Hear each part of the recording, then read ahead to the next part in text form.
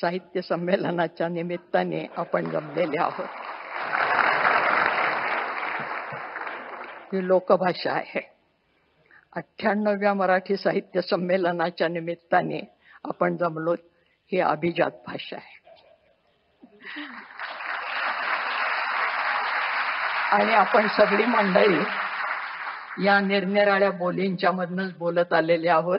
आणि या सगळ्या बोलींचं संमेलन म्हणजे अखिल भारतीय मराठी साहित्य संमेलन आहे असं आपण म्हणू. या संमेलनाचं उद्घाटन सन्माननीय देशाचे पंतप्रधान करत आहेत. ही आमच्या दृष्टीने फार आनंदाची गोष्ट आहे. या संमेलनाचे स्वागताध्यक्ष आमच्या महाराष्ट्राचे जाणते नेते असं ज्यांना आम्ही ओळखतो ते शरदचंद्रजी पवार. संमेलनातला आवर्जून उपस्थित राहिलेले महाराष्ट्राचे मुख्यमंत्री नागपूरहून खास आले, म्हणजे पुन्हा विदर्भातून आले, असा सगळा महाराष्ट्राचा कानाकोपरा इथे जमलेला आहे.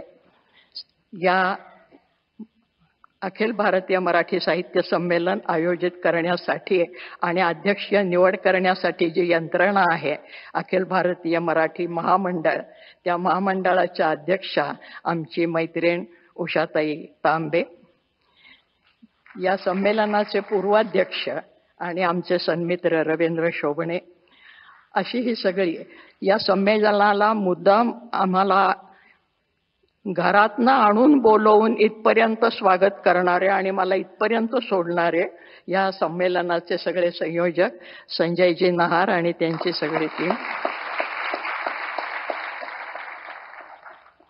आपण सगळी मराठीवर उदंड प्रेम करणारी माझे बहीण भावंडांनो, आज फार काही बोलायचं नाही असा दम भरलाय मला, कारण नंतर बोलायचंय. पण आपण आपल्या देशाच्या पंतप्रधानांना ज्या विठ्ठलाची मूर्ती दिली, ती विठ्ठल रखुमाईची मूर्ती, हे आमचं आराध्य दैवत आहे महाराष्ट्राचं आणि हे आमच्या उदार संस्कृतीचं प्रतीक आहे.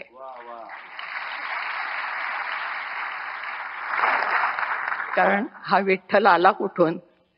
कानडावो विठ्ठलू कर्नाटको, कर्नाटकातनं आला, महाराष्ट्रामध्ये स्थिर झाला आणि आजही वारीसाठी जी मंडळी येतात ते नुसती मराठी मंडळी नसतात. महाराष्ट्र, कर्नाटक, तेलंगणापासून ही सगळी मंडळी विठ्ठलाकडे येत असतात. हा विठ्ठल कसा आहे? मराठी माणसासारखा साधा आहे, कष्टकरी माणसासारखा. कांबळ खांदी वाहन पायी डोईस मुंडासे, श्यामल रंगी सान रूपते साधेपण भासे. आत्ताच आपण मूर्ती पाहिली. गोऱ्या रंगाची त्याला हौस नाही, सावळाच येतो. आणि सावळा नुसता नाही, काळा सावळा आहे. महाराष्ट्राला जो रंग आहे त्या रंगाचाही अभिमान आहे. असा हा विठ्ठल, तो सर्वांना सामावून घेणारा. त्याचे भक्त जर तुम्ही पाहिले तर सर्व जाती जमातीचे भक्त त्याच्या पायाशी जाणारे आहेत. त्याच्यात सर्व व्यवसाय करणारी मंडळी आहेत, सुतारे, लोहारे, चांभारे, गावकुसा बाहेरची मंडळी आहेत. उच्चवर्णीय आमचे एकनाथ महाराज आहेत आणि सगळ्यांचे शिरोमणी ज्ञानेश्वर महाराज आहेत, ज्यांचं पसायदान आपण ऐकलं. या प्रत्येकाने या मराठीची स्तुती केलेली आहे, ही आपल्याला माहीत आहे. माझा मराठाची बोल कवतुके परी अमृतातेही पैजा जिंके, असं म्हणणारे ज्ञानेश्वर महाराज. संस्कृत भाषा दैव्य केली, प्राकृत काय चोरापासूनही आली, असं ठणकावून सांगणारे आमचे एकनाथ महाराज. तेव्हा ही अभिजात मराठी झाली, त्याचं पायाभरण करणारी ही सगळी मंडळी आहेत. आणि ज्या वेळेला महाराष्ट्रामध्ये शिवाजी महाराजांनी राज्य स्थापन केलं, त्याचे विश्लेषण करत असताना महाराष्ट्रामध्ये शिवाजी महाराजांनी राज्य कसं स्थापन केलं त्याचं विश्लेषण आमच्या न्यायमूर्ती महादेव गोविंद रानडे यांनी असं केलेलं आहे की संतांनी शिवाजी महाराजांच्यासाठी भूमी निर्माण केली होती. कारण मराठी भाषा जी टिकवली ती संतांनी टिकवली. भाषा ही प्रत्यक्ष जीवनात असावी लागते, कारण भाषा ही एक जैविक अशी गोष्ट आहे, जिवंत. जर भाषा बोलली तर ती जिवंत राहते, नुसती पुस्तकातनं आणि ग्रंथातनं ती जिवंत राहत नाही. म्हणून भाषा ही जैविक आहे आणि महाराष्ट्राला सातत्याने पांडुरंगाचं स्मरण मराठीतनं करायला लावणारी ही भाषा संतांनी जिवंत ठेवली आमच्या. आणि आमच्या या संतांच्या मध्ये मुद्दाम आवर्जून सांगते की मराठी साहित्याचा उगम कुठे झाला, अमुक साली शाळा निघाली आणि माणसं शिकायला लागली, हे आमचं आधुनिक पांडित्य झालं. ज्या दिवशी आईने पहिली ओवी आपल्या बाळाला म्हटली असेल त्या दिवशी मराठी भाषा जन्माला आली.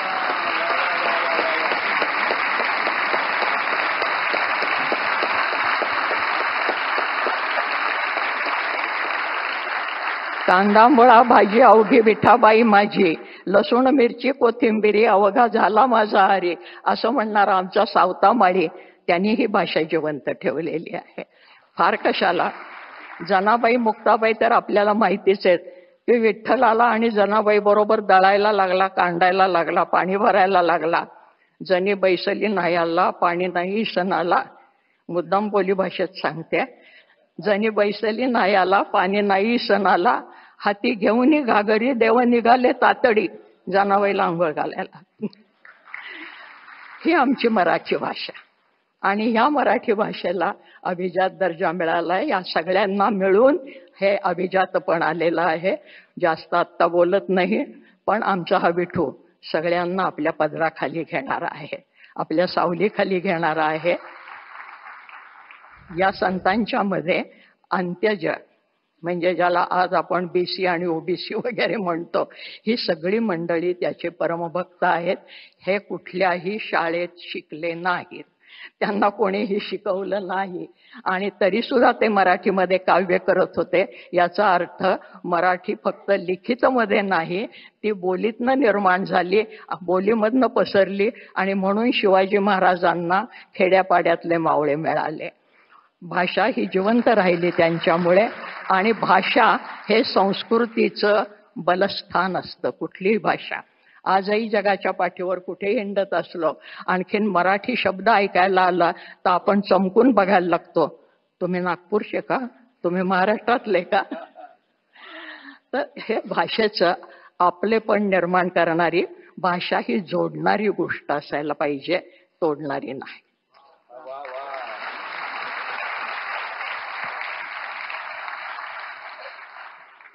पंतप्रधान महाशय हे महाराष्ट्राचं प्रतीक म्हणून आपल्याला दिलेलं आहे की ही भाषा जोडणारी आहे. याच्यापेक्षा आत्ता मी जास्त बोलत नाही, कारण संत साहित्याने आम्हाला शिकवलंय. पण अंत्यज स्त्रिया सुद्धा आमच्या बोलत होत्या आणि आज ज्याला आम्ही पुरोगामी म्हणतो आणि कोणी कोणी उपहासाने पुरोगामी म्हणतात, ते पुरोगामी काही म्हणू देत, पण खरोखरच आमचे संत हे पुरोगामी आहेत. त्याची उदाहरणं जात पात पक्ष पंथ स्त्री पुरुष भेदाच्या पलीकडे. त्यामुळे स्त्री अध्यक्ष झाली हा महत्वाचा मुद्दा नाही, गुणवत्ता हा महत्वाचा मुद्दा आहे.